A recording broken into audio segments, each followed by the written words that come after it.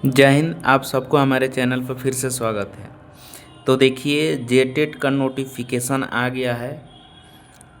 इसका जो है नोटिफिकेशन आज ही आया हुआ है और इसका जो फॉर्म अप्लाई होगा 21 अप्रैल से लेकर के 21 मई तक होगा। जो भी भाई शिक्षक बनने का सपना सजो के रखे हुए हैं हमारे तरह, तो आप बिल्कुल घबराए नहीं। शिक्षक ये पात्रता परीक्षा है, ठीक है। कुछ भाइयों का जो है कन्फ्यूजन है कि क्या जेटेट अगर हम पास कर जाते हैं तो क्या हमको नौकरी मिल जाएगी। तो आपका सवाल है कि ये जो है एक केवल शिक्षक पात्रता परीक्षा है। इसको पास अगर आप कर लीजिएगा तो जब झारखंड में वैकेंसी आएगी तो उस समय आप जो है चयन प्रक्रिया जो होगी उस समय आपको वैसे लोगों को ही उसमें फॉर्म भरने के लिए एलिजिबल किया जाएगा जिन्होंने जेटेट पास किया है। और जो भी भाई जेटेट नहीं पास किए रहेंगे वे जो झारखंड शिक्षा विभाग के द्वारा जो वैकेंसी निकाली जाएगी टीचरों की, उसमें जिनका भी जेटेट नहीं रहेगा वे उसमें एलिजिबल नहीं होंगे। दूसरी चीज़ है कि क्या जो सीटेट पास हैं केंद्रीय शिक्षक जो है पात्रता परीक्षा जिन्होंने पास किया है उनको जेटेट देना चाहिए या नहीं देना चाहिए। तो मैं आपको क्लियर बता देता हूं कि जिन्होंने सीटेट पास किया है वे लोगों को इसमें एलिजिबल नहीं किया जाएगा। उनको जेटेट देना ही होगा हर हाल में। अगर वे जेटेट नहीं देते हैं तो वे झारखंड शिक्षक पात्रता परीक्षा के लिए एलिजिबल नहीं होंगे और झारखंड में जो वैकेंसी निकलेगी उसमें वे एलिजिबल नहीं होंगे और वे झारखंड में टीचर नहीं बन सकते हैं। इसलिए वहाँ पे जो है कि स्टेट ने इस पे बैन लगा दिया है। सीटेट वाले वहाँ पे एलिजिबल नहीं होंगे। जेटेट जो पास करेंगे उन्हीं को शिक्षक बनने का मौका मिल सकता है। तो आपका कन्फ्यूजन दूर हो गया।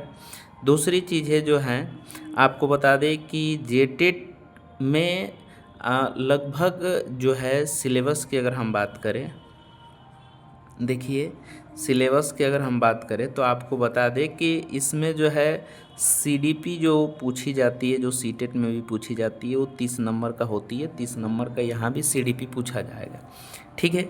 दूसरी चीज़ यहाँ पे लैंग्वेज का जो खेल है, ठीक है ना, लैंग्वेज की खेल है। तो लैंग्वेज यहाँ पे दो तरह से पूछे जाते हैं। लैंग्वेज दो पूछे जाएंगे।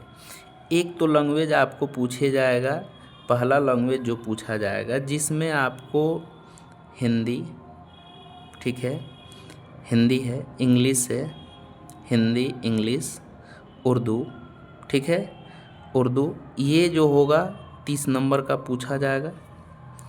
दूसरी चीज़ें यहाँ पे झारखंड का जो क्षेत्रीय भाषा है जिसको हम लोग बोलते हैं रीजनल, ठीक है, रीजनल लैंग्वेज, वो भी इसमें पूछा जाएगा 30 नंबर का। तो थोड़ा सा कन्फ्यूजन का विषय बना हुआ है कि ये जो है दो लैंग्वेज हम लोग कैसे लेंगे, ठीक है ना। दो लैंग्वेज जो है वो किस तरह से होगा, तो समझिए थोड़ा सा मेरे बात को। देखिए आपको ये जो 30 नंबर का पहला लैंग्वेज जो होगा उसमें से इन तीनों में से कोई दो आपको चुनना है। जैसे चाहे आप हिंदी ले लीजिए और इंग्लिश ले लीजिए। 30 नंबर का आपको पेपर देना होगा तो 15 नंबर का ये रहेगा, 15 नंबर का ये रहेगा, ठीक है। तब 30 नंबर आपको देना होगा। या आप इंग्लिश या उर्दू ले सकते हैं, ठीक है, या हिंदी या उर्दू ले सकते हैं। कोई भी दो सब्जेक्ट आपको लेना होगा।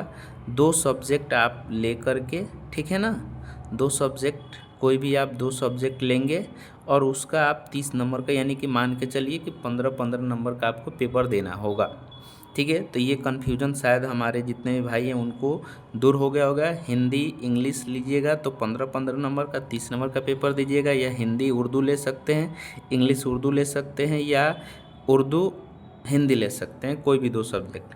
रीजनल लैंग्वेज में कोई टेंशन नहीं है। रीजनल लैंग्वेज वहाँ का क्षेत्रीय भाषा है और क्षेत्रीय भाषा से आपको 30 नंबर का पूछा जाएगा। इसमें क्षेत्रीय भाषा आप देखिएगा जब नोटिफिकेशन जो है आप डाउनलोड करिएगा। मेरे पास फ़िलहाल जो है जल्दीबाजी में थे हम, तो आपको नहीं बता पा रहे हैं, लेकिन रीजनल लैंग्वेज जो है आप एक बार देख लीजिएगा कौन कौन से हैं, वहाँ से 30 नंबर के सवाल पूछे जाएंगे। ठीक है। दूसरी चीज़ है जो है इसमें आपके पास मैथ्स के सवाल पूछे जाएंगे, 30 नंबर के मैथ्स के सवाल पूछे जाएंगे और उसके बाद से ईवीएस के सवाल पूछे जाएंगे 30 नंबर का। ठीक है। तो टोटल आपका 150 नंबर का पेपर होगा। कितने नंबर का? 150 नंबर का पेपर होगा। ठीक है ना, 150 नंबर का पेपर होगा। और 150 नंबर का जो पेपर होगा इसमें जो होगा अलग अलग कैटेगरी बांटी गई है कि जो जनरल वाले हैं, अदर स्टेट वाले या जनरल वाले जो भी होंगे, उनको 90 नंबर पे पासिंग मार्क यानी कि 60% उनको नंबर लाना होगा, तब वो पास हो पाएंगे। ठीक है। ओबीसी की बात करें, ओबीसी कैंडिडेट जो होंगे उनको जो है 82 नंबर लाना होगा, यानी 55% नंबर लाना होगा, तो भी वो पास होंगे।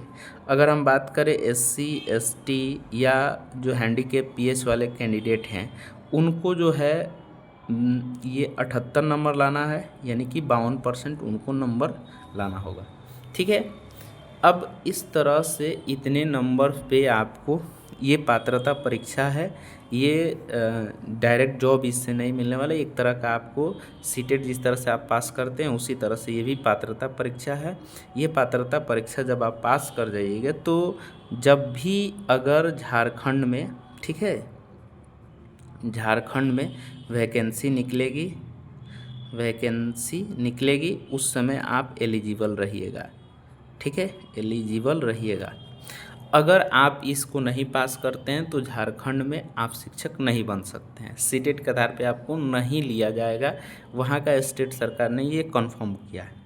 दूसरी चीज़ है, जब इसको आप पास कर लीजिएगा तभी आप वहाँ पे बनिएगा, इस चीज़ को आप जान गए।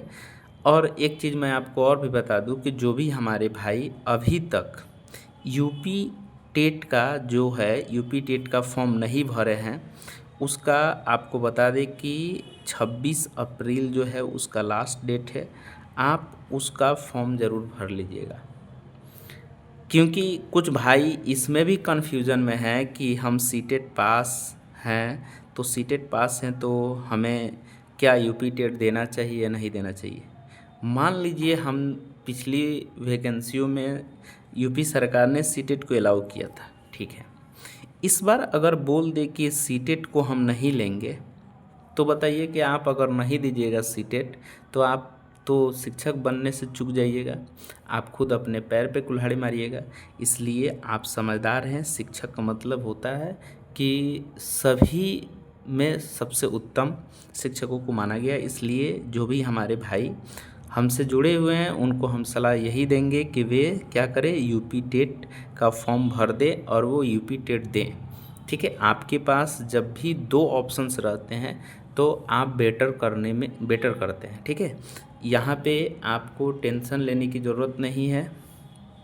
ये जो है यूपी के भी अगर हम बात करें तो यूपी में भी बताया गया है कि जैसे आप ये जानते हैं कि वहाँ पे भी जो सेंट्रल सीटेट का जो पेपर होता है सेम वही पेपर होता है। वहाँ पे भी सीडीपी आपके 30 नंबर की पूछी जाती है। हिंदी जो है अनिवार्य होता है, 30 नंबर का पूछा जाता है। अभी तक हमने जो कुछ भी बताया ये प्राइमरी लेवल का बताया है। ठीक है। अपर लेवल का भी हम आपको बताएंगे, आप बने रहिए वीडियो में। हिंदी आपसे पूछी जाएगी, फिर उसके बाद से आपको हिंदी हो, ठीक है, हिंदी हो, इंग्लिश हो, संस्कृत हो, सॉरी हिंदी नहीं, इंग्लिश, संस्कृत और उर्दू। किसी जो है हिंदी आपने फर्स्ट लैंग्वेज में ले लिया तो in English, Sanskrit, Urdu second language में से किसी एक को आपको रखना है, तो ये 30 नंबर का हो जाएगा। फिर उसी तरह से मैथ्स जो होगा आपका 30 नंबर का होगा और ईवीएस आपका 30 नंबर का होता है। ये प्राइमरी लेवल का वहाँ पे भी होता है। ठीक है। दूसरी चीज़ें जो होती है 6 to 8 के लिए जो भी भाई हैं, चाहे वो देखिए 6 to 8 की अगर हम बात करें तो जे टेट वाले जो 6 to 8 वाले हैं, ठीक है, जेटेट में, तो उनको ये बातें समझनी ज़रूरी है कि आपको क्या करना है कि सीडीपी आपको देना है, सीडीपी आपको 30 नंबर का देना ही है, ठीक है।